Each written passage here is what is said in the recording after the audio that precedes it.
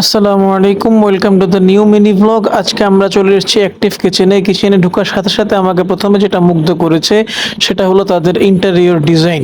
হলুদ গোলাপি দেয়াল এবং কালো কালার ছাদের ডিজাইনটি আমাকে খুব মুগ্ধ করেছে। এই সিলিং লাইটটি দেখতে অসম্ভব সুন্দর। ডেকোরেশনের হাইলাইট ছিল এই হাত ধোয়ার জায়গা। দেখতেই পাচ্ছেন খাবার চলে এসেছে, চলুন দেখে নেই আমি আজকে কি কি খেলাম। এটা বারবিকিউ মিট বক্স। সবাই বারবিকিউ মিট বক্স বিক্রি করে না, তারা করছেন এবং কোয়ালিটিও খুব ভালো। গোস্তের পরিমাণ খুব বেশি ছিল।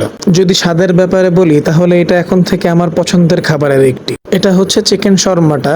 আপনারা ভিতরে খেয়াল করলেই বুঝতে পারবেন কতটুক ভরে ভরে তারা মাংস দিয়েছে।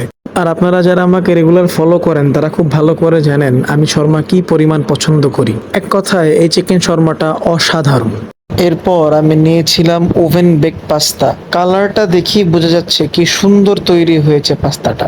স্বাদের ব্যাপারে যদি বলি তাহলে ইটস রেয়ার। এত পারফেক্ট ওভেন বেক পাস্তা সব জায়গায় পাওয়া যায় না।